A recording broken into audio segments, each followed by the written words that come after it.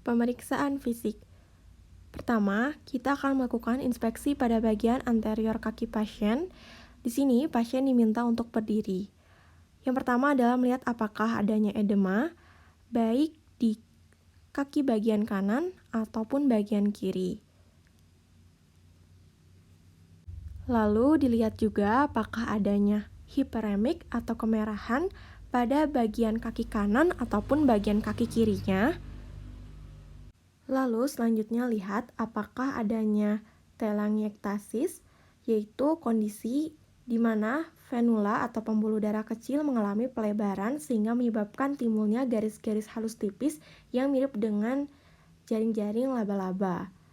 Warnanya akan nampak kemerahan atau kebiruan.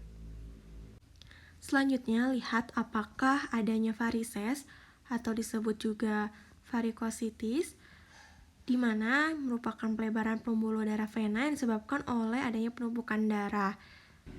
Setelah itu, lakukan pemeriksaan apakah adanya hiperpigmentasi, lipodermatosklerosis, dan juga ulcer pada bagian kaki kiri maupun kanannya.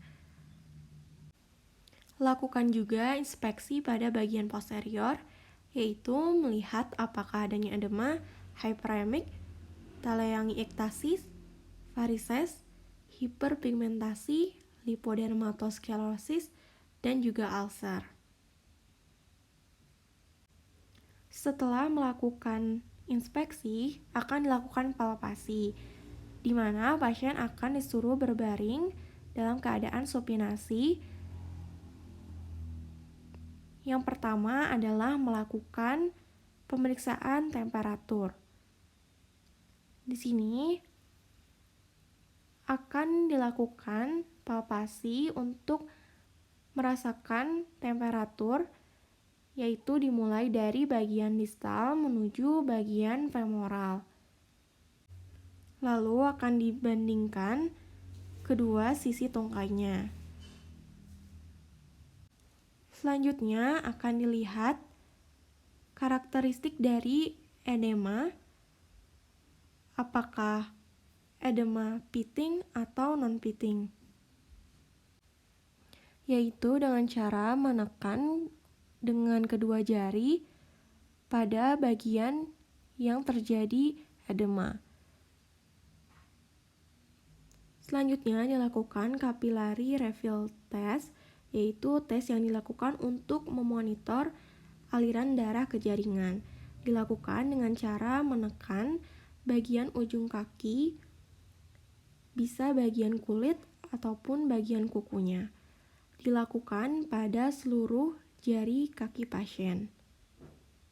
Dilihat berapakah waktu yang dibutuhkan untuk kembali ke warna yang semula. Lalu lakukan pemeriksaan pulsasi arteri di bagian dorsalis pedis, yaitu berada di antara jari kaki 1 dan kedua.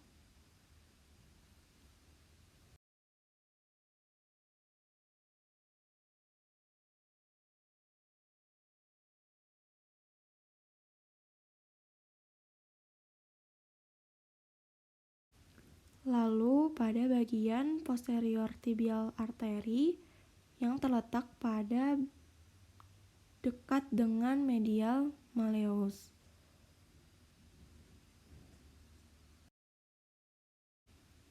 Dilanjutkan ke bagian lebih proksimal, yaitu pada popliteal arteri. Di sini kaki pasien akan difleksikan.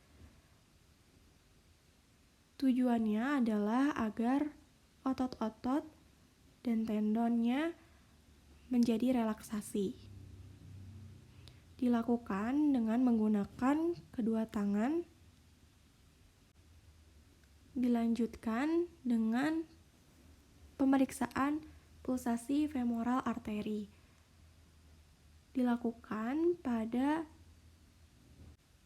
paha bagian atas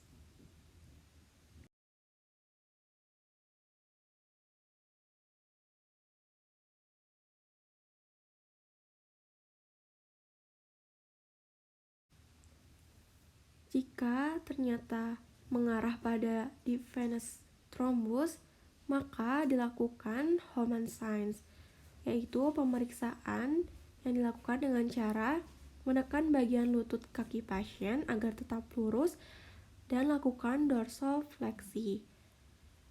Akan dilihat apakah adanya rasa nyeri pada betis belakang, lalu lakukan pada sisi kaki lainnya. Dia akan bernilai positif apabila terasa sakit pada bagian betis belakang. Selanjutnya akan dilakukan Brodie-Trendelenburg test, yaitu dengan tujuan untuk melihat kelainan fungsi katup vena pada pasien. Selanjutnya akan dibutuhkan pemeriksa lainnya untuk membantu mengangkat tungkai dengan tujuan untuk mengosongkan isi dari vena.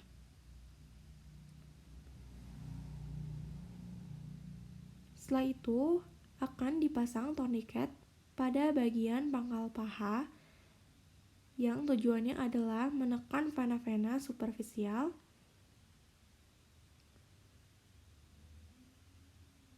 Selanjutnya, pasien akan diminta untuk berdiri.